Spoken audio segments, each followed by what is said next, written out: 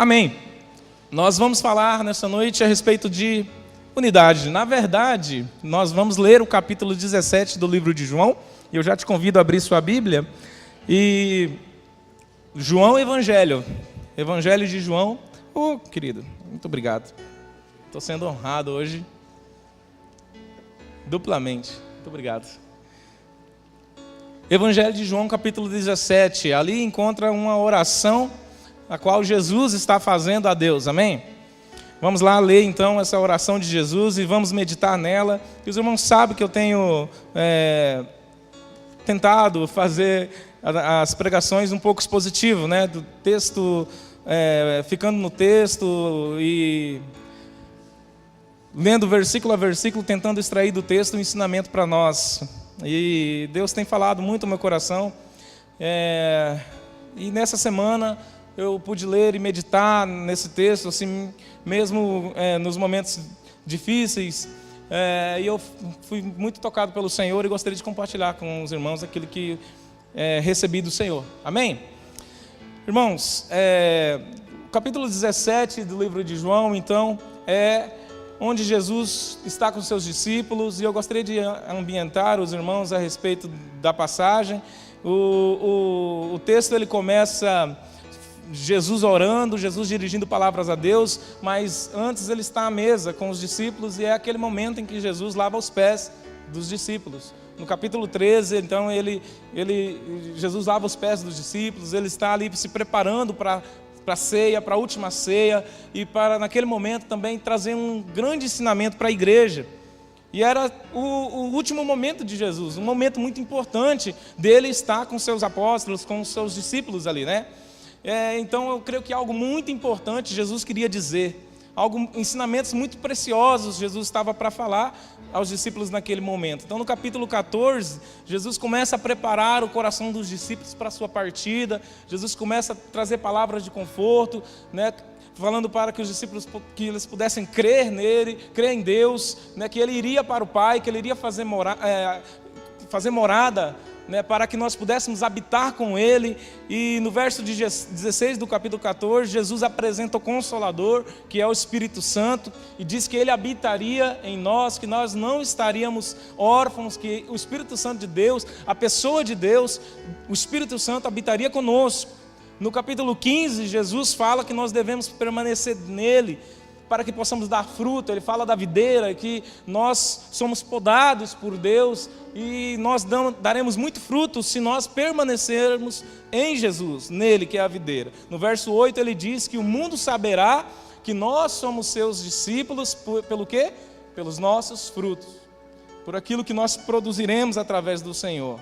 No verso 16 ele diz que foi Ele quem escolheu, Ele que nos escolheu. Jesus fala: eu escolhi a vós para que vades e deis fruto. Ele dirigindo essas palavras aos discípulos. Eu creio que essas palavras também se estendem a nós, que Ele tem escolhido nessa geração pessoas para que eles vão e dê fruto. Amém? No capítulo 16, Jesus adverte sobre as adversidades que viriam após a sua morte. Todos nós sabemos que a igreja do Senhor sofreu muitas perseguições no início e aquelas pessoas que estiveram com Jesus sofreram muito. Então Jesus traz advertência, mas Jesus traz também a respeito da obra do Espírito Santo, aquilo que o Espírito Santo iria fazer, aquilo que o Espírito Santo iria estar produzindo em cada coração e coisas que se estenderiam até os nossos dias, porque nós somos a igreja que deu continuidade à obra de Jesus, à missão de Jesus. No verso 16, do capítulo 16, verso 16, é onde Jesus diz: tenham bom ânimo, porque eu venci o mundo, né? No mundo tereis aflições, mas tenham bom ânimo, pois eu venci o mundo. E o capítulo 17 nós iremos ler agora, a oração sacerdotal, a oração de Jesus, que ele faz por nós. Amém? Vamos lá então, de versículo a versículo, vamos compreendendo a palavra do Senhor. Ora, antes da festa da Páscoa, estou no 13, vou mudar para o 17 aqui.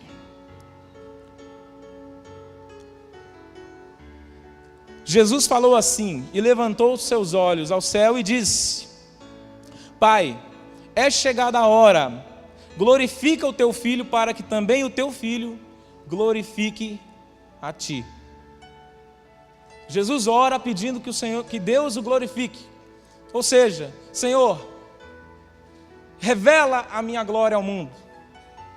Coloca a tua clareza, que todos vejam o Senhor em mim. Revela a minha natureza. A tradução nova, a nova versão linguagem de hoje, já traz dessa forma. Revela a minha natureza divina, que eu vim de ti, a glória que foi colocada sobre mim. Jesus fala que a hora chegou. Jesus não foi pego de surpresa, irmãos. A morte e a crucificação de Jesus não foi algo que aconteceu de repente. Jesus não estava preparado, não foi uma derrota. Jesus não esteve derrotado na cruz. Nós precisamos compreender que a morte de Jesus foi uma entrega.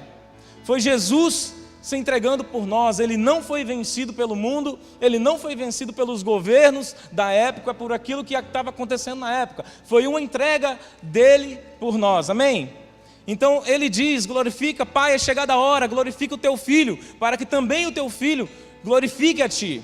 Jesus se entregou por nós. Esse é o primeiro ensinamento que nós devemos ter, que quando Jesus diz que ele é chegada a hora, ele está dizendo, eu sei o que vai acontecer comigo, eu sei que eu vou morrer por aqueles a quem há de se salvar. Jesus estava se entregando por nós, Jesus estava deixando a sua vida humana, terrena, para ser glorificado e estar com o Pai novamente. Essa semana, 2 semanas atrás, eu li um texto em que uma pessoa, ela colocava o sacrifício de Jesus como algo que foi apenas uma ação do homem contra Deus, algo político, algo que Jesus morreu injustiçado, que nós não devemos pensar que Jesus morreu por nossa causa, mas que Jesus morreu por causa daqueles da sua época que o crucificaram, que o mataram. E eu me entristeci muito, porque isso é uma inverdade. Não é dessa forma que nós devemos ver o sacrifício de Jesus. O sacrifício de Jesus foi por nós. O sacrifício de Jesus foi uma entrega dele para nós. Dessa forma nós tiramos o valor do sacrifício de Jesus como uma entrega. Se pensarmos que Jesus foi injustiçado, que ele morreu como um coitadinho, como um profeta que não teve razão e que foi martirizado, nós tiramos o poder da cruz. Nós desconstruímos aquilo que foi construído desde antes da criação, que é a morte de Jesus por nós, por causa dos nossos pecados.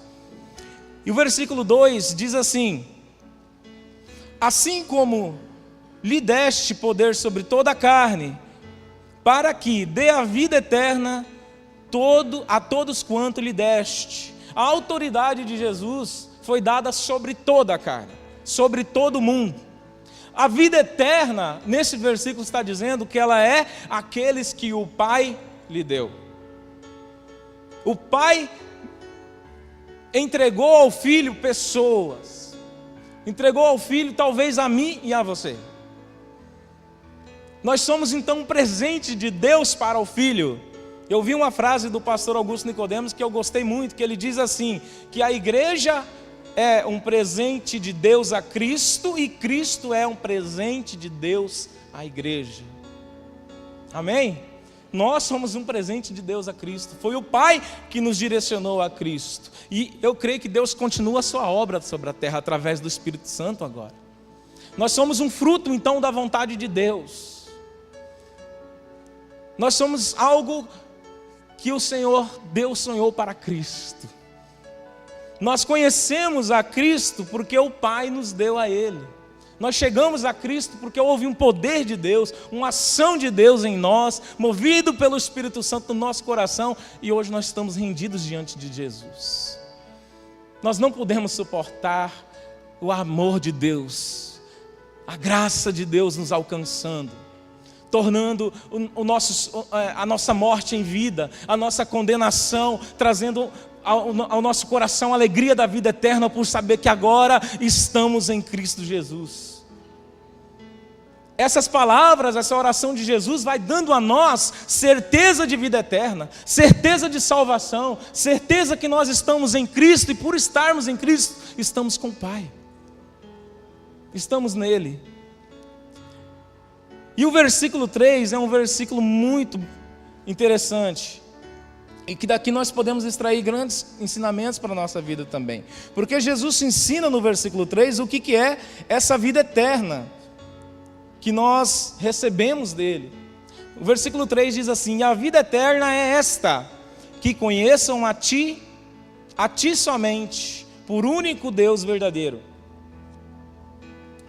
e a Jesus, a quem enviaste. O conhecimento de Deus é a vida eterna. Conhecer a Deus é a vida eterna, Jesus está falando. Ou seja, nós não conhecemos a Deus, nós não iremos conhecer a Deus apenas quando ir para o céu, queridos. Nós estamos conhecendo a Deus.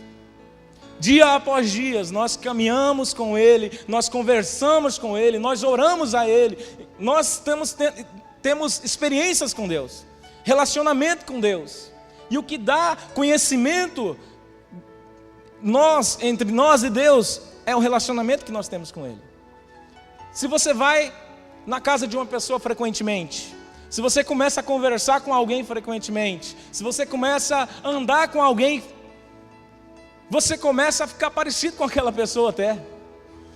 Você começa a ter experiência com aquela pessoa que vai gerando afeto, que vai gerando carinho, vai gerando amor. Nosso relacionamento com Deus talvez seja produzido dessa forma. Uma pessoa que não se relaciona, que não ora, que não pratica a vida com Deus, a intimidade com Deus, a oração, a leitura da palavra, a comunhão entre nós, que nós nos apresentamos diante de Deus, e esse relacionamento vai sendo gerado na comunhão dos santos, na congregação, no individual, na oração. Se nós não fazemos isso, nós não vamos conhecendo a Deus. Nós, automaticamente, por esse texto, não vamos provando da vida eterna. Mas nós corremos risco, irmãos, de termos uma consciência de salvo, de que estamos salvos em Cristo, de que fomos redimidos por Cristo, mas não nos relacionamos com o Pai. Mas não oramos, não praticamos a vida eterna, que é um relacionamento de conhecimento entre nós e Deus. Porque Deus se dá a conhecer a nós. Ele se revela a nós através de seu Filho Jesus. E essa é uma obra do Espírito Santo em nós. Porque é Ele que vai nos convencendo do pecado, é Ele que vai nos aproximando cada vez mais de Deus. Então conhecer a Deus é estar perto dEle, é absorver os desígnios, os desejos, a vontade de Deus, é a gente se envolver com Deus, com o seu propósito, com o seu caráter, com aquilo que Ele é. Um Deus bom, um Deus misericordioso, um Deus presente, um Deus que salva, um Deus que se importa, um Deus que vai além. Nós vamos conhecendo a Deus, nos envolvendo com Ele, e isso vai sendo gerado em nós. E isso vai sendo produzido em nós. Se isso não está acontecendo nas nossas vidas como cristãos, queridos, nós estamos falhando. A vida eterna chegou a nós e nós não desenvolvemos a nossa salvação. Vida eterna tem que ser algo muito maior do que um tempo, porque é eterno, né? Vamos viver para sempre na glória. Tem que ser uma qualidade. Vida eterna é uma qualidade de vida e não somente um tamanho. Não estamos falando de tempo, porque a eternidade é justamente a ausência de tempo. Nós habitaremos com o Senhor para sempre. Mas a vida eterna começa agora no relacionamento com o Pai.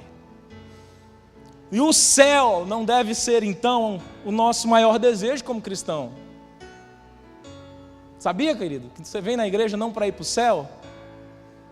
Você vem na igreja para conhecer a Deus, para se relacionar com o Pai, e para provar da vida eterna,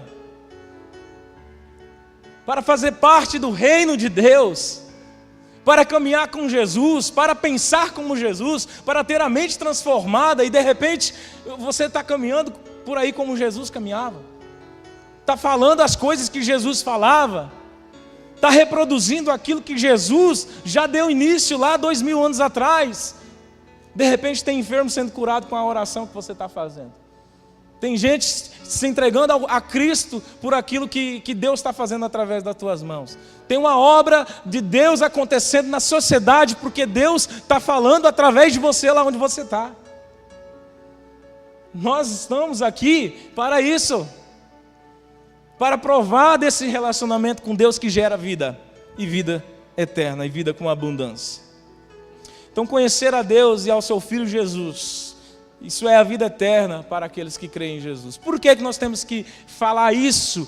Conhecer a Deus e a Jesus? Porque existem religiões que querem conhecer a Deus, mas não querem conhecer a Cristo como o Filho de Deus, como a pessoa de Deus, e nega a divindade de Jesus. Talvez você já foi ensinado assim, talvez você aprendeu alguma coisa assim, de que Cristo não é o próprio Deus, de que Ele não faz parte da pessoa de Deus, da Trindade, e nós precisamos ter essa compreensão de que Ele é Deus. Ele não é o Pai, na pessoa do Pai, mas Ele é Deus, é um Deus triuno. E eu não vou explicar a Trindade aqui para os irmãos, porque senão nós vamos ter que gastar um bom tempo e teria que usar até o telão.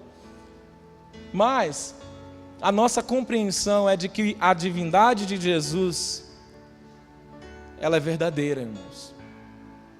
Ele é Deus. E quando nós vemos Jesus se entregando na cruz do Calvário, Jesus assumindo a forma de homem, você começa a perceber o valor que você tem, talvez. Você começa a perceber o quanto nós somos preciosos para Deus. Porque é Deus que deixou a sua glória. E Paulo, no livro de Efésios, fala bem claramente isso. Porque Ele não teve por usurpação ser igual a Deus, mas esvaziou a si mesmo. E se humilhou e tomou a forma de servo. E provou da morte de cruz. Tudo isso por mim e por você. Então o versículo 3 nos ensina o que é a vida eterna. Nos ensina o que é estar em Deus. O versículo 4 diz assim: eu glorifiquei-te na terra, tendo consumado a obra que me deste a fazer. A glorificação do Pai em Jesus se dá pelo cumprimento da missão. Como é que Jesus glorifica o Pai? Cumprindo a missão que o Pai deu.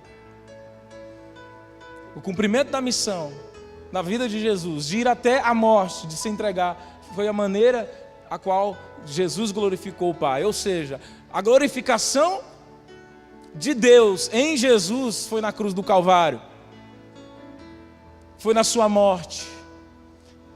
Espera aí, não foi na hora que Ele curou, todo mundo glorificou? Também. Mas Jesus falou que a sua glorificação, que todos veriam a glória de Deus, porque Ele se entregou na cruz.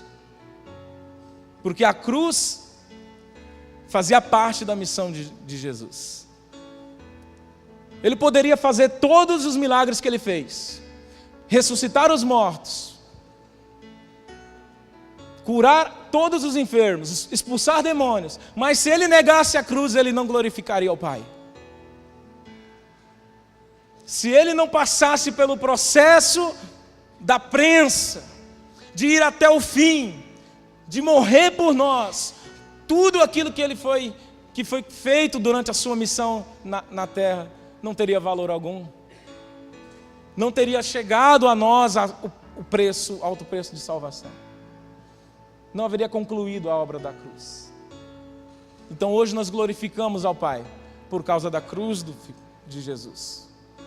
Não porque Ele tinha poder para fazer milagres. Nós glorificamos ao Pai porque Ele morreu na cruz do Calvário. Porque Ele foi capaz de se humilhar e de assumir os nossos pecados e carregar os nossos pecados na cruz do Calvário. Isso nós glorificamos o Pai. Porque nós cremos no poder do Senhor. E nós provamos do poder da grandeza de Deus. Mas aquele que é capaz de abrir mão de toda a glória, que tinha desde o princípio, e se humilhar e ir até a cruz, irmãos, a esse nós devemos a glória. Nós nos rendemos diante de um Deus que é tão amoroso, que é tão bondoso, a chegar ao ponto de morrer por nós. O versículo 5: e agora glorifica-me tu, ó Pai, junto a ti mesmo, com aquela glória que tinha contigo Desde o início do mundo, Jesus apresenta a confirmação do que o próprio João escreveu lá no início do seu livro. O João falou assim: no início, no princípio era o Verbo, e o Verbo estava com Deus, e o Verbo era Deus. E Jesus fala que ele tinha essa glória desde o início, desde antes que o mundo existisse, ele estava com o Pai. Ele já existia com o Pai. Ele provava da glória de Deus. No versículo 6, manifestei o teu nome aos homens que do mundo me deste. Novamente Jesus fala que Deus deu os homens a ele. Eram teus e tu nos deste. E guardaram a tua palavra. Eu vou ler até o verso 10. Agora já tem conhecido que tudo quanto me deste provém de ti. Versículo 8. Porque lhes dei as palavras que tu me deste, e eles as receberam. E têm verdadeiramente conhecido que eu vim de ti, e creram que tu me enviaste. Eu rogo por eles, não rogo pelo mundo, mas por aqueles que me deste, porque são teus. E todas as minhas coisas são tuas, e as tuas são minhas. E neles eu sou glorificado. Há uma demonstração da segurança da salvação. Desses versos, ele vai construindo essa ideia de que nós estamos seguros em Deus. De que a nossa salvação é uma obra do Pai em nós. Que a nossa salvação é um feito de Deus, é um milagre de Deus. Nessa semana eu pude pregar no velório do meu pai, e eu falei desse milagre, que é um novo nascimento, que é a salvação acontecendo em nós. É um milagre de Deus que nós temos que provar. É um feito de Deus em nós. Eu posso decidir crer em Jesus Cristo, mas até isso é uma obra de Deus. Até isso é algo que o Espírito Santo tem que trabalhar em mim. Negar a Cristo sim é uma vontade minha, não é uma vontade de Deus. Não é fruto de Deus. Negar a Jesus é carnal, é humano, é diabólico, é movido por Satanás. Agora, dizer a Deus, eu me entrego a Ti, isso é uma obra do Espírito em nós. Isso é uma obra de Deus em nós. Portanto, a nossa aceitação, aceitar essa obra de Deus em nós é o Espírito de Deus agindo. É Ele que nos convence. Não há glória em nós, queridos. Nós estamos seguros em Deus. A salvação está em nós porque nós estamos em Cristo, porque o Pai nos deu essa segurança. Nos enviou ao Filho. Então não há o que temer. Eu já fiz essa pergunta várias vezes a alguns irmãos, a alguns crentes. Se você morrer hoje, você tem certeza da sua salvação? E algumas pessoas que ouviram essa pergunta disseram: ah, pastor, eu não tenho muito não. Ou não, pastor, não tem não. Mas por quê? Ah, porque eu tenho pecado, né? Porque eu peco. Mas, irmãos, a palavra de Deus diz que nós pecaremos mesmo. Aquele que não tem pecado, que diz que não tem pecado, é mentiroso. Então está certo você se ver pecador, é isso que Deus quer. Você se achar pecador, é isso que Deus quer. O caminho do arrependimento é aí. Ninguém que olha para si mesmo e diz: eu não tenho pecado, agora eu vou para o céu, pode participar do corpo, porque o corpo é o homem examinando a si mesmo, reconhecendo-se pecador e provando do corpo e do sangue de Jesus, que é o único que tem poder para salvar. Então, quando eu olho para mim, eu tenho que me ver pecador mesmo. Agora, permanecer no pecado é diferente. Já que você entendeu que você é pecador, agora é hora de aceitar a obra de Deus. Aceitar o Cristo, aceitar a salvação que só vem a nós através do Filho. Porque Ele está nos chamando o tempo todo. Então talvez Deus está falando com você nessa noite. A obra que eu quero fazer na tua vida é convencer você de que só eu sou capaz de perdoar os teus pecados e que você não tem capacidade nenhuma de provar para mim que não é pecador. Deixa de insistir em querer se tornar santo para se entregar a mim. Deixa que eu te santifico com meu sangue. Deixa que o meu sangue vertido na cruz te lave de todo pecado, porque você não é capaz de se purificar. E Deus quer dar a certeza de salvação nessa noite para muitos aqui neste lugar.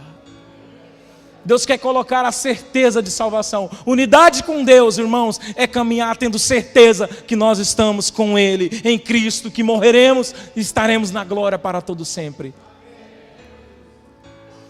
Não é um esforço meu, por mais que tem que ter, para dizer não ao mundo, dizer não ao pecado, mas a obra da salvação é só Jesus que pode fazer, é só Ele que pode nos convencer do pecado. Amém, queridos? Então, do versículo 6 ao versículo 10, nós aprendemos isso. Nós ouvimos Jesus falar essas coisas. A partir do versículo 11, irmãos, Jesus começa a falar na palavra unidade. Começa a aparecer para nós o desejo de Jesus de que Ele quer que nós sejamos um, já que somos salvos por Cristo. Já que nós fomos alcançados por Ele e por causa dEle, porque o Pai nos deu a Ele. Agora o desejo de Jesus a nosso respeito é que nós sejamos um. E Ele diz assim: eu já não estou mais no mundo, mas eles estão no mundo. Jesus está orando. E eu vou para o Pai, eu vou para Ti. Pai Santo, guarda em Teu nome aqueles que me destes, para que sejam um, assim como nós. O desejo de Jesus é que nós sejamos um. Nós vamos aprender um pouquinho mais sobre unidade, sobre o que Jesus está querendo dizer aqui, que nós sejamos um com Ele, uns com os outros também. Mas a primeira coisa que eu tenho que aprender é que isso é um desejo de Jesus, que é Ele que quer que nós sejamos um, que é uma oração por nós. Ele está orando a Deus para que nós sejamos um, ou seja, é um desejo do coração do Filho. Imagina você, Jesus, o Filho de Deus, dirigindo-se ao Pai, na frente dos discípulos. Ele não está orando no secreto. Jesus orou várias vezes no secreto, mas aqui Ele está orando na frente dos discípulos. Está todo mundo ouvindo, prestando atenção na oração de Jesus. Está todo mundo reunido ali e ouvindo Ele dizer essas palavras.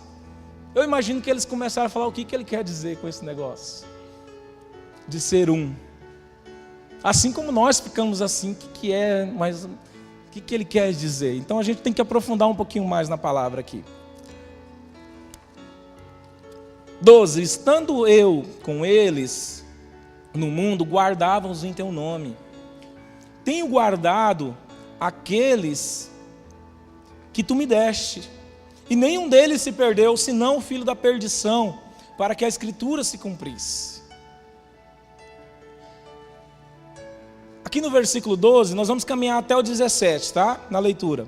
Mas agora vou para ti, e digo isso no mundo, para que tenham a minha alegria completa em si mesmos. Dê-lhes a tua palavra, e o mundo os odiou, porque não são do mundo, assim como eu não sou do mundo. Não peço que os tire do mundo, mas que os livre do mal. Não são do mundo, como eu não sou do mundo. Santifica-os na verdade, e a tua palavra é a verdade. Jesus pede ao Pai que Ele nos guarde. Ele diz: olha, Pai, enquanto eu estive no mundo, eu guardei, porque eu sou o verbo, eu sou a palavra. E agora que eu estou indo para ti, guarda-os na tua palavra. Ele diz assim: enquanto eu estava no mundo, eu vos guardei, eu os guardei. Porque nós fomos dados pelo Pai ao Filho, então Ele nos guardou, Ele protegeu. Os discípulos, aqueles que andaram com Ele, a palavra estava ali. Agora, guarda-os do maligno na palavra. Veja o versículo 17. Santifica-os na verdade, a tua palavra é a verdade. Santificar é separar. Guarda-os, separa-os na verdade. Coloca a tua palavra no coração. Coloca a verdade no coração deles, porque eles estarão seguros ao entender, ao compreender a tua palavra. É isso que Jesus está dizendo. Porque enquanto eu estava no mundo, eu os ensinava, eu os guardava. Vinha um falso profeta, vinha uma mensagem que destruía. Inclusive é bom falar lá do versículo do capítulo 10, que o ladrão que veio para roubar, matar e destruir não é o diabo.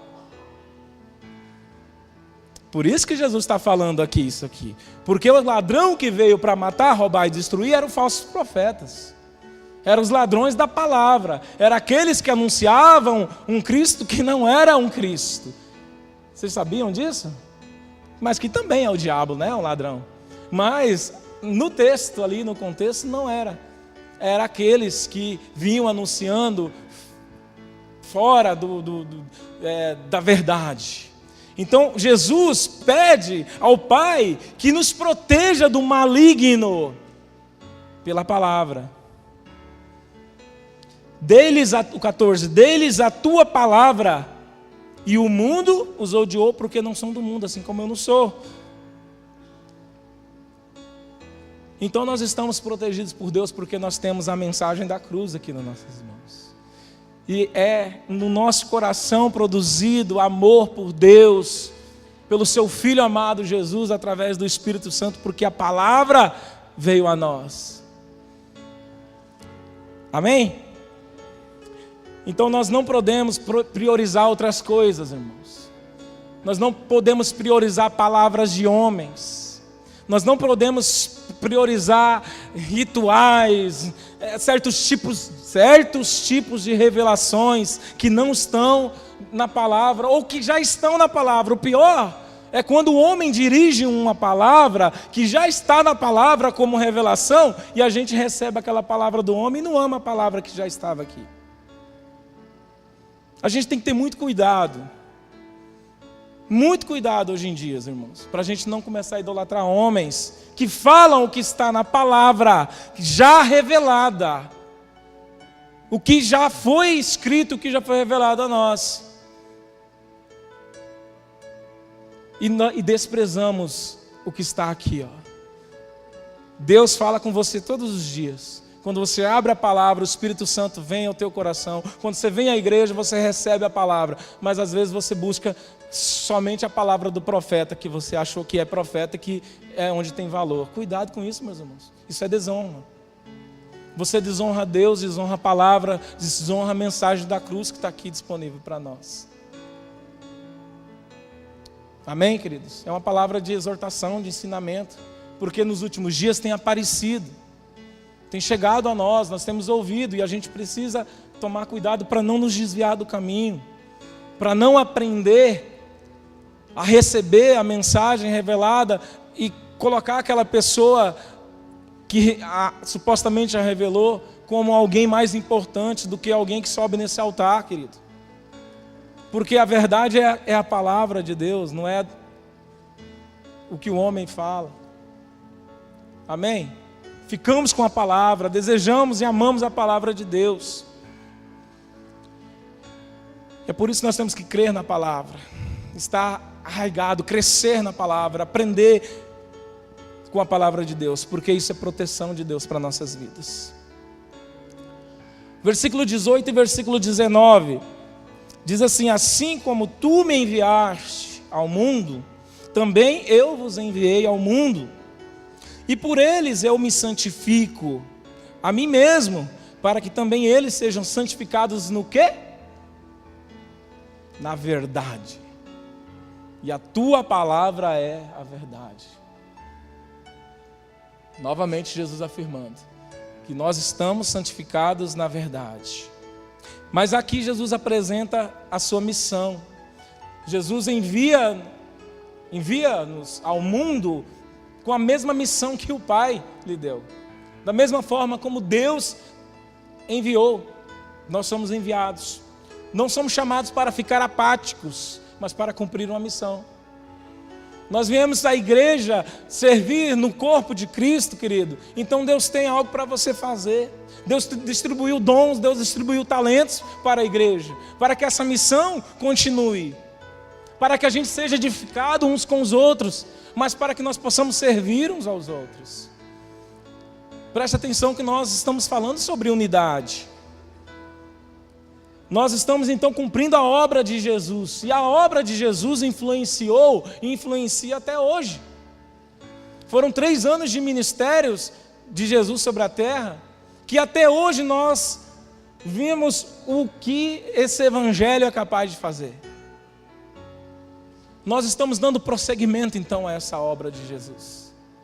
A missão que foi dada a Jesus continua sobre nós, e nós estamos indo. Nós estamos saindo dos nossos lugares, estamos alcançando as nações, estamos alcançando a terra onde que nós estamos, o lugar onde que nós estamos. A igreja precisa ser esse corpo que se movimenta. A igreja precisa se locomover, ela precisa sair daqui, ela precisa ir lá. Um dos nossos objetivos como igreja é esse. A igreja está espalhada sobre essa cidade. Por isso que na sua casa tem uma célula. Quem é líder de célula aqui, que tem uma célula na sua casa, ou não é líder, mas recebe uma célula na sua casa? Levanta a mão bem alta assim. Olha aí, quantos irmãos estão abrindo a sua casa para viver esse versículo aqui, ó. Para cumprir a missão de Deus. É esse o nosso desejo. Ser uma igreja que se espalha sobre a terra. Ser uma igreja que se espalha sobre a cidade, que alcança os bairros, que alcança determinado tipo de pessoas que às vezes o mundo não quer se relacionar, que leva a salvação a lugares, a ambientes onde há pessoas a quem Deus chamou, mas o reino de Deus ainda não chegou lá. E a igreja é uma agência do reino de Deus, ela é um sinal do reino de Deus sobre a terra. Aqui está o reino de Deus, e nós temos que levar isso ao mundo. Então nós temos também essa capacitação do Espírito Santo para influenciar pessoas, assim como Jesus influenciou, levando pessoas a conhecer a Cristo pelo poder do Espírito Santo. Verso 20, nós somos alcançados pela oração de Jesus aqui, irmãos. E não rogo somente por estes, mas também por aqueles que pela tua palavra, e pela palavra deles, hão de crer em mim. Aqueles que foram alcançados pela pregação daqueles que ouviram primeiramente. Jesus está orando por nós. Jesus está dirigindo a sua oração a nós, por nós, em nosso favor aqui também. Então nós estamos debaixo do clamor de Jesus. Nós estamos debaixo da intercessão de Jesus. O Pai ouve a oração do Filho. Nós temos que manter essa fé no Filho de Deus, porque o Filho intercede por nós, porque é Ele que nos segura, é Ele que intercede, é Ele que clama a Deus por nós. Ele é nosso único intercessor, é o único nome em quem nós confiamos para a nossa segurança, para a nossa proteção, para a nossa vida, para nós caminharmos nesse mundo. É o nome de Jesus. No versículo 21, ele diz assim: para que todos sejam um, como tu, ó Pai, o és em mim, e eu em ti, que também eles sejam um em nós, para que o mundo creia que tu me enviaste. Aqui nós vamos aprender bastante sobre unidade. Aqui nós vamos descobrir o poder da unidade a qual Jesus está falando. É um princípio, é um desejo, é uma vontade de Jesus, é um querer de Jesus que nós sejamos um, para que todos sejam um. E é legal esse joguinho de palavra, todos sejam um. É um coletivo, um plural, que se torna unidade. Unidade é algo indivisível, é algo que você olha e vê que é único, que não há divisão em si mesmo. E é nesse ajuntamento que nós vamos nos encontrando e que nós vamos nos tornando cada vez mais parecidos com Jesus, e nós vamos mostrando ao mundo que Jesus é o Filho de Deus. Quando o mundo consegue ver que Jesus é o Filho de Deus, nós estamos conseguindo andar em unidade. A unidade mostra Jesus ao mundo. A unidade é um desejo de Jesus. Mas essa unidade, Jesus fala aqui, no versículo 21 que nós lemos, ela tem uma maneira, ela tem uma qualidade. De que forma que isso tem que acontecer? Como tu és em mim. Ele explica o jeito que ele quer que a gente seja um. Para que todos sejam um. Como? Como tu és, tu estás em mim. Como tu estás em mim. Que eles também estejam em nós. Então a maneira como Jesus quer que nós sejamos um, é a maneira como Ele se relaciona com o Pai. É a maneira como Ele obedece ao Pai. É a maneira como Ele ora ao Pai. É a maneira como Ele se importa com as coisas que o Pai se importa. É do jeito que Jesus fez quando estava no mundo. A nossa unidade vai sendo construída, então, nesse relacionamento nosso com Deus e uns com os outros. E a nossa unidade, então, ela é uma semelhança com Jesus. Quando a gente vai ficando semelhante a Jesus, fazendo as coisas que Jesus fazia, sentindo as coisas que Jesus sentia, olhando as coisas como Jesus olhava, nós automaticamente vamos sendo uma unidade uns para com os outros, porque Jesus fazia isso. Porque Ele era assim. A nossa unidade entre irmãos, então, é fruto da nossa relação com Deus. Ninguém vai conseguir ter unidade um com o outro se não tiver relacionamento com Deus, é o que Jesus está falando. Assim como tu estás em mim e eu estou em ti, que eles estejam em nós.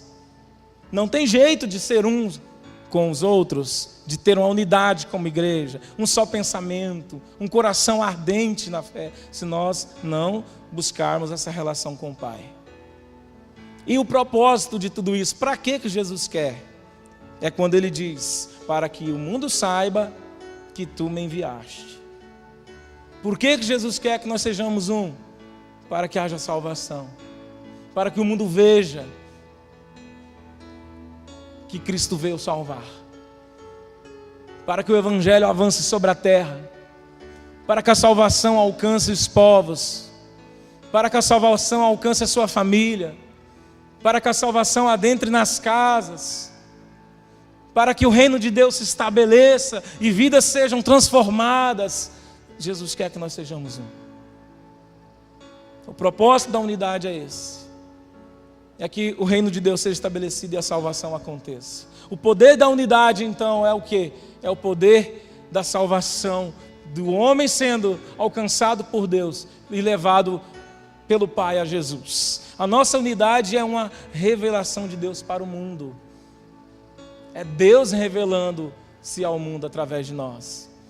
Sejamos um e o mundo verá quem é Deus. No versículo 22, nós não iremos conseguir fazer isso, irmãos, na nossa própria força. Jesus dá a deixa aí, como é que esse negócio acontece. Versículo 22, eu lhes dei a glória que a mim me deste, para quê?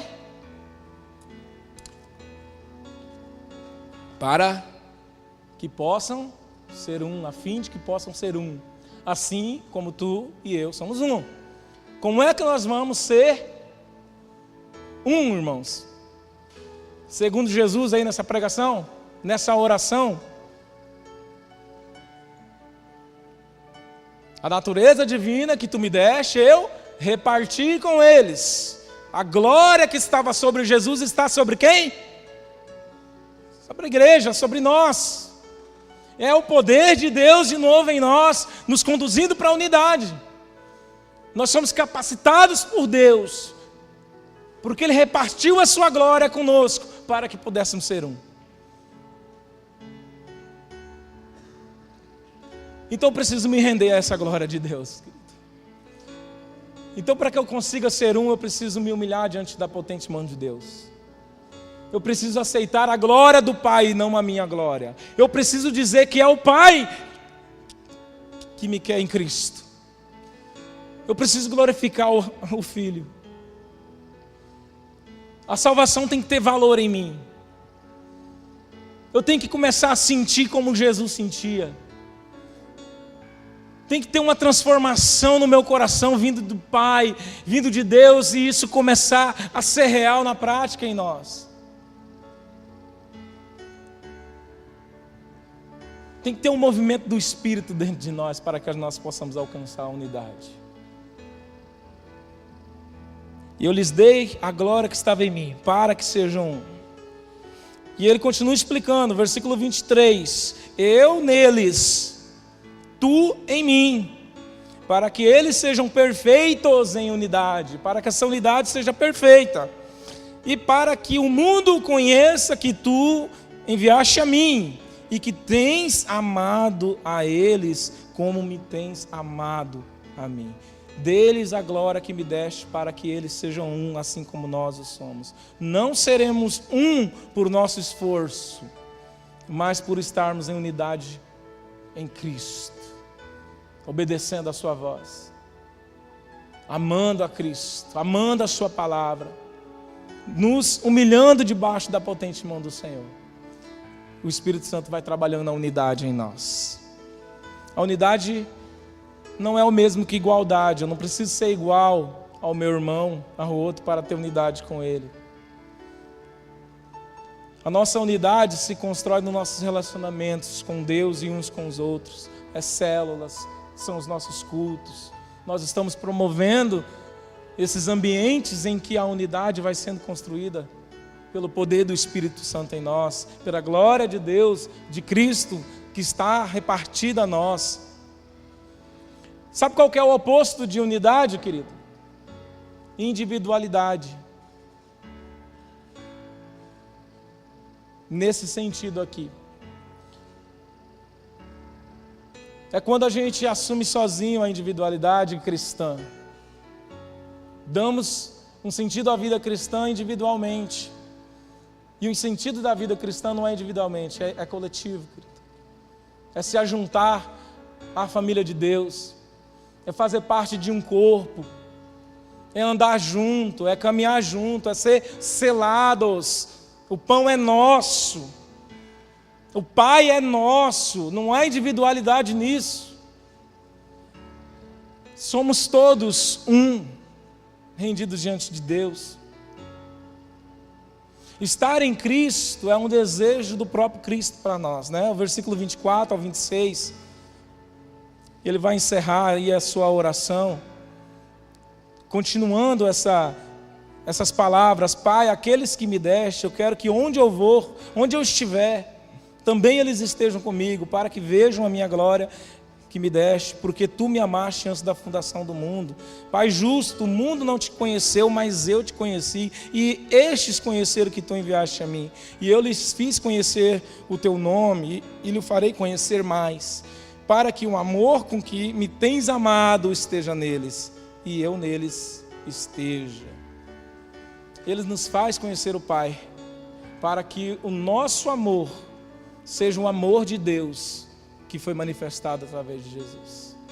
Para que a nossa capacidade de amar, de perdoar, de caminhar junto, de dar as mãos, de abrir mão da diferença, de aceitar essa unidade pelo poder da glória de Deus, mesmo sendo diferente, mesmo tendo dificuldades, esteja acontecendo em nós. É o Espírito de Deus agindo em nós. É a oração de Jesus sendo ouvida pelo Pai. É a unidade se tornando prática, vida em nós. E tem um exemplo bíblico que eu quero concluir com os irmãos, mostrando na prática o que seria essa unidade na vida da igreja. E eu queria convidá-los a ler 2 textos no livro de Atos. O primeiro no capítulo 2, um dos textos mais conhecidos aqui de Atos.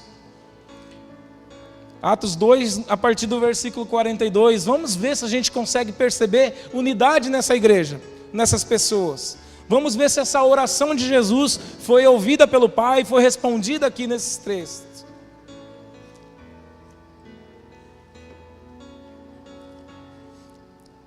Atos, capítulo 2, versículo 42.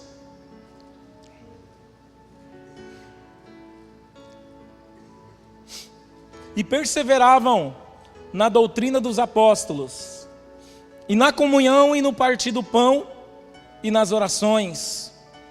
E em toda a alma havia temor, e muitas maravilhas e sinais se faziam pelos apóstolos. E todos os que criam estavam, que irmãos? Unidos, juntos, e tinham o que? Tudo em comum. E vendiam suas propriedades e bens e repartiam com todos, segundo cada um havia de necessidade. E perseverando, unânimes todos os dias no templo, partindo o pão de casa em casa, comiam juntos com alegria e singeleza de coração, louvando a Deus e caindo na graça de todo o povo. E todos os dias quem acrescentava? O Senhor acrescentava à igreja aqueles que haviam de salvar. O segredo é a unidade. O poder da unidade é ver Deus acrescentando à igreja. Quando nós vamos batizar pessoas que se arrependeram, é porque a igreja conseguiu caminhar em unidade. Porque a igreja se tornou o canal para o evangelho chegar. Ficou facinho para Deus. Porque é Ele que está operando salvação. E aí o capítulo 4, verso 32. E era um o coração e a alma da multidão dos que criam. E ninguém dizia que alguma coisa que possuía era sua própria, mas todas as coisas lhes eram comuns. Irmãos, isso é unidade ou isso não é unidade? E os apóstolos davam com grande poder testemunho da ressurreição do Senhor Jesus, e em todos eles havia uma abundante graça. Não havia, pois, entre eles necessitado algum, porque todos os que possuíam herdades ou casas, vendendo-as, faziam o preço que fora vendido e os depositados, traziam o preço que fora vendido e depositavam sobre os pés dos apóstolos. E repartia-se cada um segundo as suas necessidades. Então, irmãos, quando nós desejamos ser uma igreja que reparte, ser uma igreja que se importa, uma igreja que alcança os mais fracos, nós não estamos fazendo nada além do que o Evangelho nos ensina. Nós só estamos querendo ser um com Deus e um com o Pai. A gente só está querendo que a glória de Deus seja vista pelos homens. A gente só está querendo manifestar o amor de Deus que foi derramado sobre a igreja. A gente não está querendo glória. Quando nós levantamos oferta para uma obra missionária, para algo que está acontecendo, a salvação que vai chegar em uma cidade que ainda não tem uma igreja batista, vai chegar sobre a igreja batista, nós só estamos querendo ser um. Nós só estamos querendo manifestar a glória de Deus. Nós só queremos que a missão de Jesus continue. Nós só estamos querendo que o corpo de Cristo seja expandido sobre a terra. Nós fazemos parte disso. Nós estamos juntos e unidos nessa mesma missão. E a nossa oração como pastores dessa igreja, eu posso falar pelos meus pastores, é que todos sejam um. É que todos tenhamos esse coração disposto a distribuir, a compartilhar, disposto a amar um pouco mais, disposto a negar-se a si mesmo, a individualidade, a amar com liberalidade.